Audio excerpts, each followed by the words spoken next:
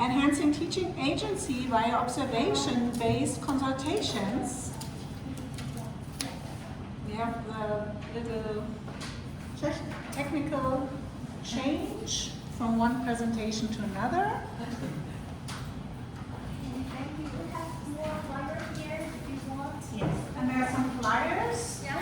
And I will hand over the microphone to you. Oh, thank you. Okay. Hi. Hi everyone. I'm ICED26-Chang from National Taiwan University, or you can call me Iris. So, how do I introduce myself? I'm a senior educational developer and assistant director at NTU Teaching Center, and two more. I am a teaching consultant and a researcher. I'm quite busy switching between those roles, but I think many of you are same like Liz, right? Same like me. So I think we are all superheroes. Yay! So before I start that, I am just curious, how many of you are teaching consultant yourself, or your center is running this kind of program? Is that? Oh, hi. Okay, thank you for this information. So, and one more thing I want to bring before I started. This sharing today is an early stage study. It's a large piece of academic work. I'm still developing this work, so I'd love to hear your thoughts, and anything is welcome after the talk. And today's talk is about enhancing teaching agency through observation-based consultation, implementing BOPs with new faculty members. And this work is co-authored with my colleagues, Mei Lun Shi. She's not be able to be here, so I'm here. Okay, just a minute. Okay. So, okay. When we started 5 years ago, we started our teaching consultation at our center, and we noticed that there's a few faculty can. And even though they did apply, we noticed another problem. There was still a gap. What's the gap? The conversation between the faculty members and the consultants did not actually always align. Not every faculty is familiar with the instructional design language, and that is completely normal. But the gap makes the consultation part of the game. Obviously, this is a design problem. It's also our design opportunity. Something different. Okay, so how did we solve these two problems? We embedded teaching consultation into our new faculty orientation and into our first year faculty mentoring service. We solved the first problem immediately. We encourage every faculty members to go through this process, but we still needed to solve the second problem. So we needed a shared language. We thought about using backward design. We asked ourselves a question: what is the outcome we want this consultation goes?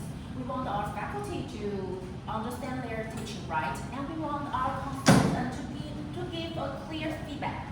So we look for a framework could serve both purposes at once. So here it is.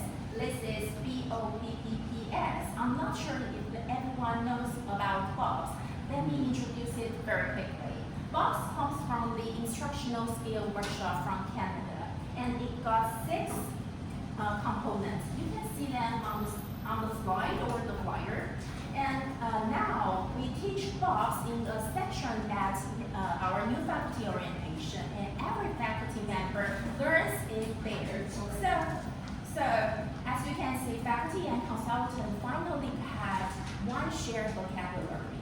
And BOPS works across many disciplines, and it doesn't require a lot of training to understand. It's quite easy. And then the most important, both sides of consultation can use it. So let me show you how. Okay. So now here is what I mean. For our faculty member, BOPS become a map. They can use it. And for our consultants, this is a lens we can see from different steps. Same framework, 2 different jobs. And it changed the result for us. Our consultation used to be a reactive service, but now it becomes a proactive, guided intervention. And here, before I show you the findings, I know we're almost there. Let me explain something. And this is also the lens we use to understand our results. We use the concept of teacher agency. Teacher agency means something specific. It is the capacity of educator to make informed choices, to make these choices within a real constraint. Agency is not a fixed trait. I think a teacher does not simply have it or doesn't have it. And I think agency needs structured support. So when we look at the agency, we see it through three anchors. The first one is personal agency, it's about our teachers' competence. And the second one is social agency, it's about teacher engage their students. And the third one is structured agency, it's about how to navigate real constraint, as I just mentioned. So here's the study. Let us move to the next part of the talk. I asked three things in this study. How did faculty experience this consultation? What part of Bob's mattered most? And what did faculty actually change? So we studied 51 new faculty members, 3 years, from 2023 to 2025. We use mixed method and we use post-consultation later survey. We also collect open-ended reflection, and we use content analysis to bring these all together. And let me through the numbers. Satisfaction is 4.84 out of 5, and our faculty report a better understanding of their own teaching style is 4.69 out of 5, and 69 of our faculty intended to modify their teaching. Those are the numbers, right? The numbers alone, not actually telling us what to do different. So those words from our faculty matters. There are some findings here. Okay, the first finding is reflective clarity, and those all came from our faculty written reflection after consultation. And our faculty found that the learning outcome is so important, and some of our faculty, that was the first time they really thought about what students should learn, not just what to cover. So from now, our outcome is the first things we ask about every consultation. And the second finding, I found it is the most honest and the most interesting. We call it the participatory learning paradox. Because our faculty rated participatory learning as the most impactful component, but it was also the second hardest component to pull off. In their reflection, our faculty explained why. Large class make it hard. Hesitate students make it hard. Uneven preparation of our students make it hard too. So you can see classroom reality make it difficult. But those findings was clear signal in our data, and it told us exactly where to focus on our next training.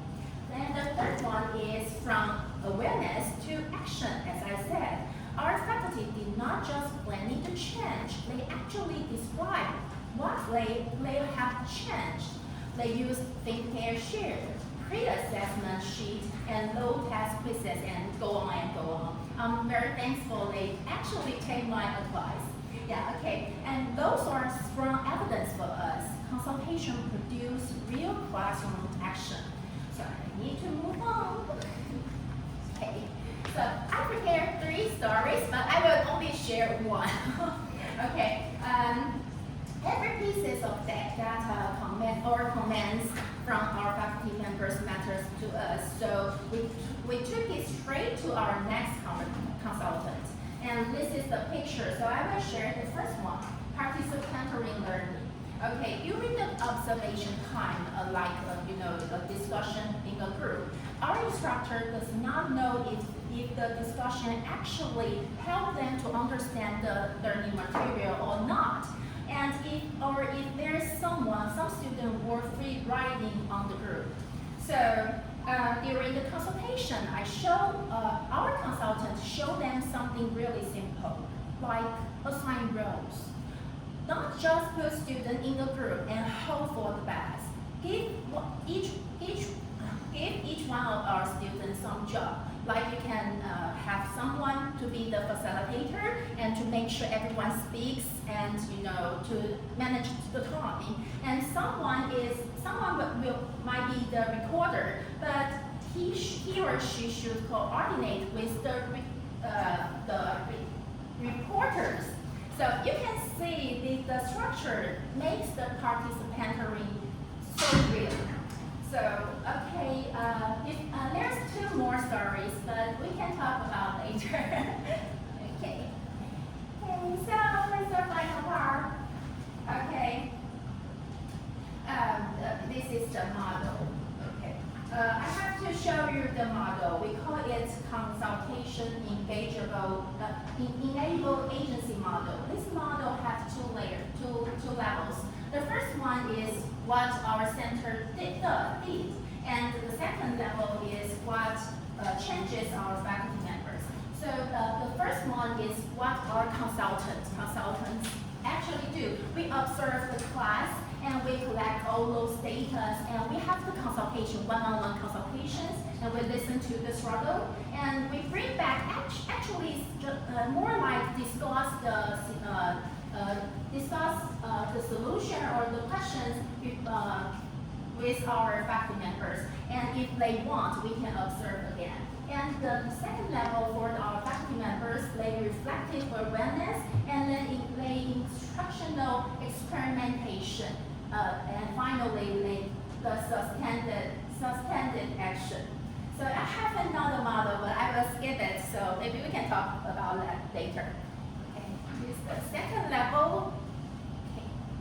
Okay, the last one. Okay, so here is the last part.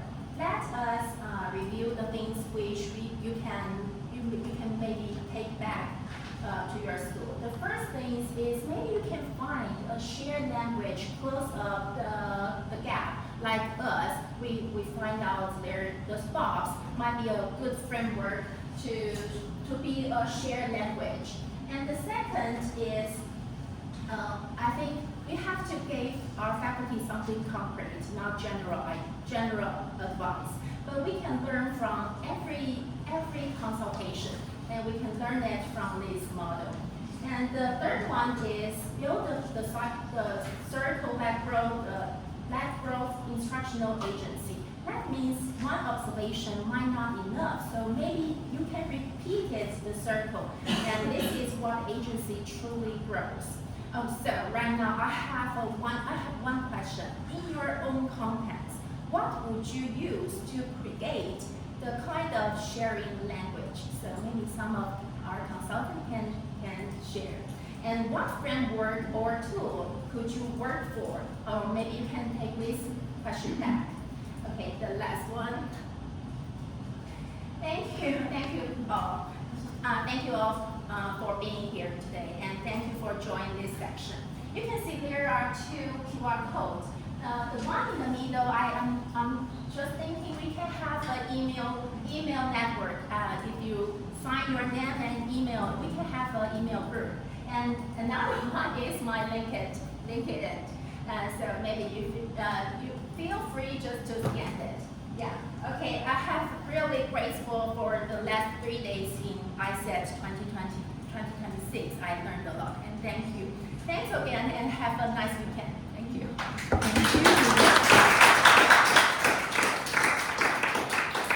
Thank you very much. So there was one question from our presenter. So perhaps somebody would like to answer, and if not, the floor is yours for your question. Yes, please.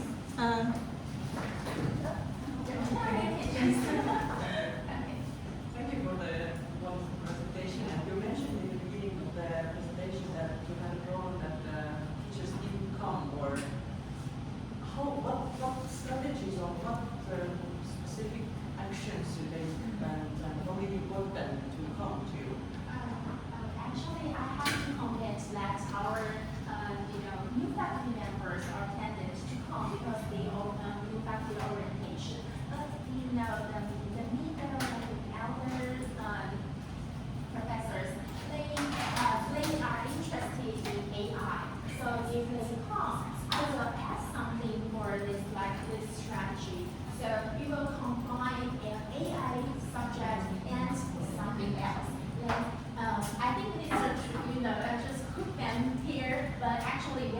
different kind of lesson for them.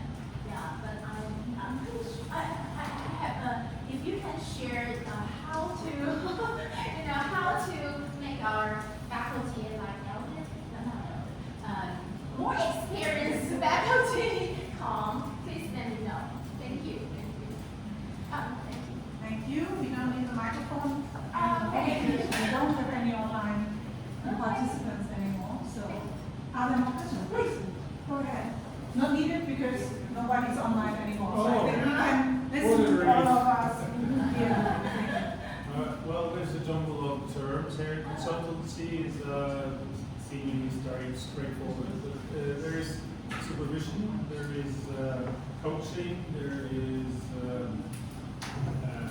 counseling, there is how many words are there? What exactly it is, and how would you position your consultancies in terms of this widespread use of terms like I mentioned? Okay. We choose consultation is because every other college use this name. But in our culture, our faculty when they heard about consultation, they were afraid of coming inside. So sometimes we will do like a workshop, not actually consultation, but we will left sometimes. So like coaching or counseling, something like that. The action is like that, but we change the name from time to time because sometimes our faculty will refuse those names. Yeah, but I just choose this combination. Yeah. Thank you. Thank you. Are there any more questions to our last presenter or to one of the other presenters or presentations? Yes, please. When you, in the cycle, you mentioned going back. Observation one time is not enough, go back. Yes. Do you observe the same thing that you're trying to help that faculty member with over and over again? Or do you go back and it's just observations about their teaching to identify new things that would help them in their development? Yeah, true. Totally true.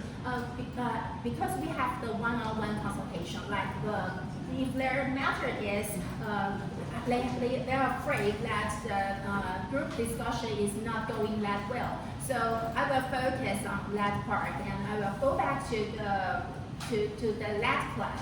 But those students are changed. So sometimes it's not the quite condition that time. But we will discuss this by custom methods to doing so. So I hope our this experience and our suggestion can copy, to copy to the next stage. Thank you. Yes, please. There was something about is the participation in this, like in South African example, is it mandatory? Is it mandatory for newly appointed staff to join your consultancies, or is it voluntarily? For the South African colleague, I cannot speak. I'm interested as well. How is it in your situation? Ours? Is it mandatory? Are there?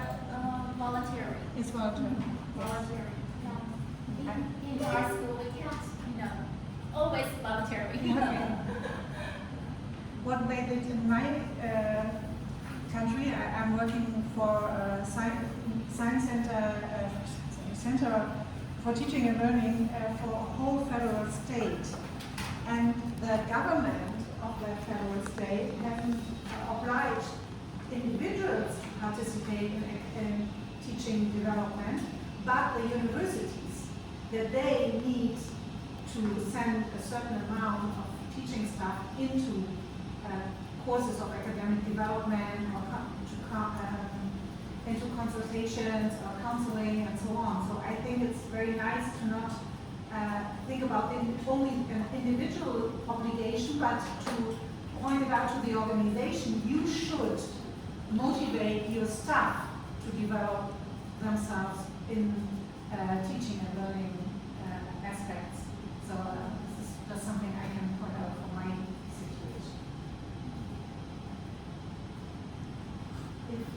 no more questions.